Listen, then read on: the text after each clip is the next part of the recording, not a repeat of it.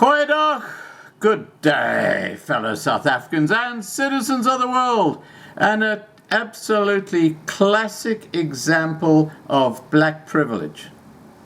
We're talking about COVID-19 and how the well-connected have got their feelers in the trough and they're cleaning up. And I'm not BSing, this is true. It's happening with everything from hand sanitizers to protective equipment to masks, you name it. That all these little black shelf companies, BEE compliant, with someone who's very well connected politically, cleaning up. That's what they do. It's not John and Glovo in one of the townships. No, they will never see this. This is someone well connected. Let me give you another classic example for the shame files. Chris Hani District Municipality, or CHDM, has procured hand sanitizers for its staff at 175 Rand per 500 milliliter bottle, pricing some have criticized as excessive. The municipality paid 50 Rand a piece for surgical face masks, which normally sell for less than 20 Rand. Starting to get the picture? The company awarded this work was IC Bain Trading, a company that, according to the government database, is owned by Nombolelo Mantini, a politically well-connected businesswoman. Wow, why am I surprised? This is why South Africa is a gangster state. All these shelf companies that are BEE compliant, they're just a gateway. They put up a huge markup before it lands on the table of the organization, the government organization that's ordering the product. It's a way of just totally gouging, price gouging like you won't believe. Anyway, Dispatch Live received the information from a source who said the municipality had accepted that they knew was not right. The politician who wanted to remain anonymous, now this is the only reason it's coming out, because obviously he's had a bit of a tiff with her and who knows what's going on behind the scenes, but now he's going to dob her in. But this is happening all over South Africa in every single area you can think of. Anyway, the politician who wanted to remain anonymous said, "We have seen things happening, but this is total theft, and the sanitizers were way too expensive.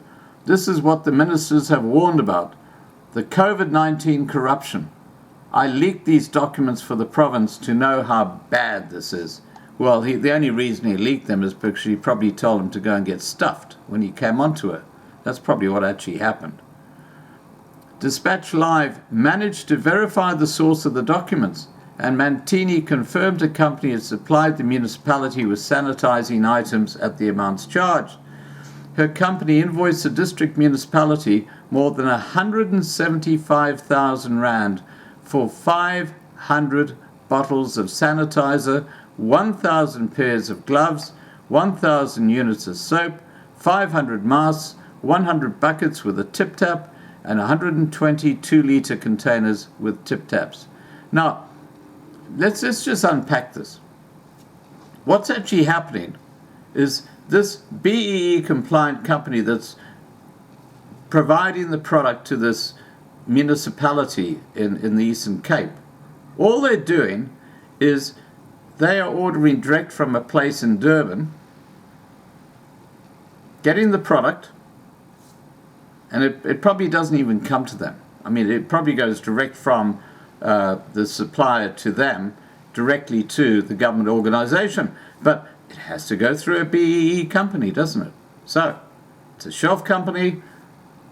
She writes out the invoice to the Eastern Cape Government Department, who's paying for this stuff, and she puts a huge markup on.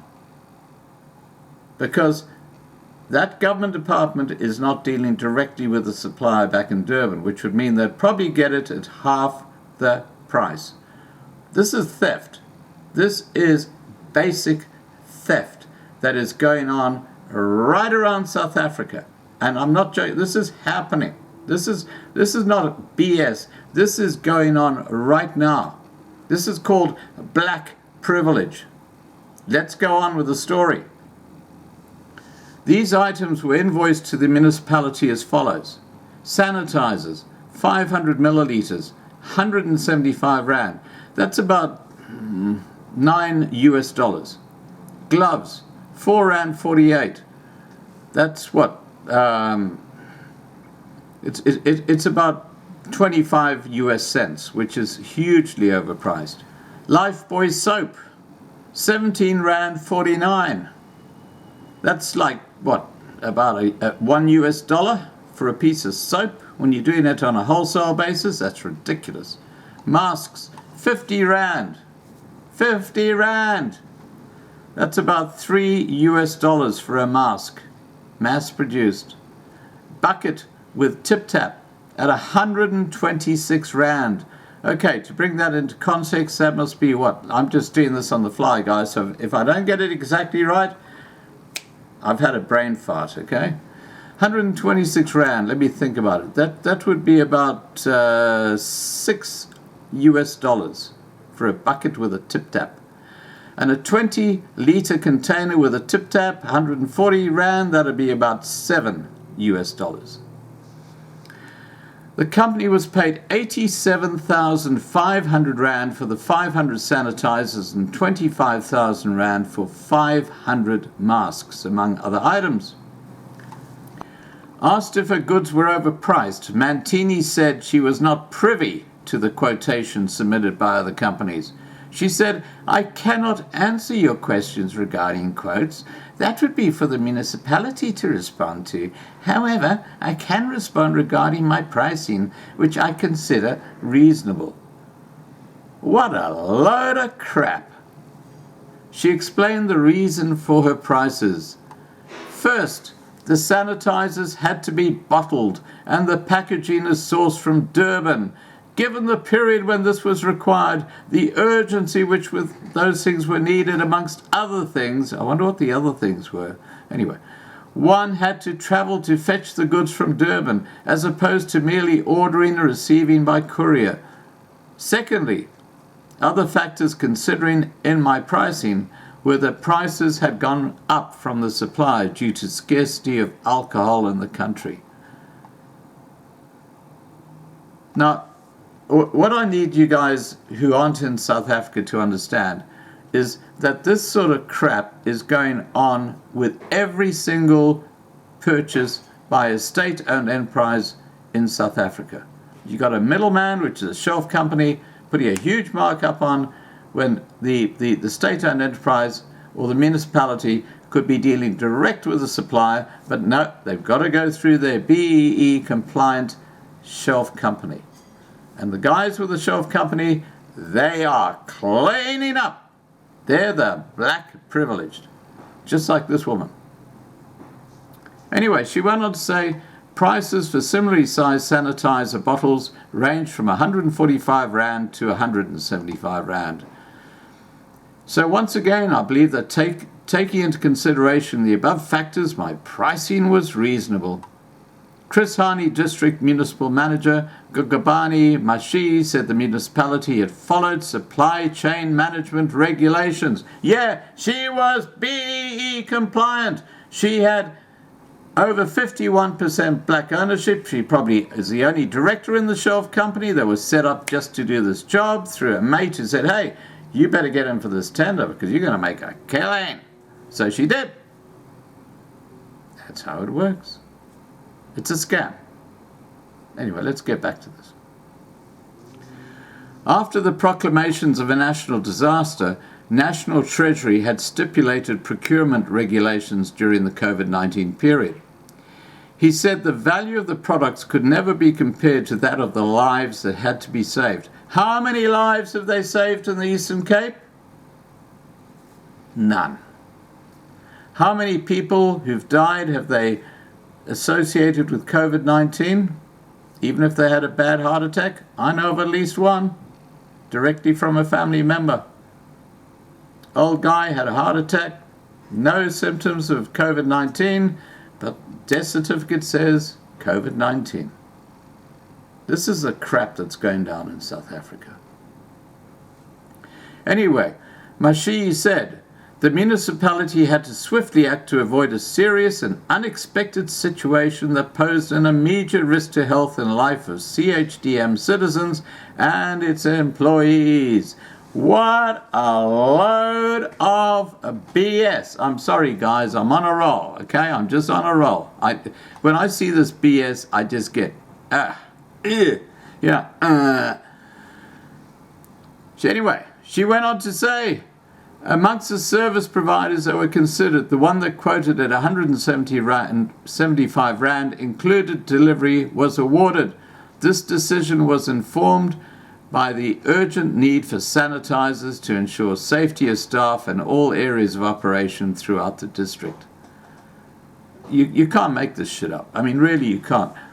You just go and have a look at any township today in South Africa, any black area today in South Africa. There's no social distancing. They're all interacting. They're carrying on as if everything is fine, unless maybe a couple of police arrive and then they just kind of just disappear like cockroaches into the corners, wait for them to go, and they're back out again on the streets.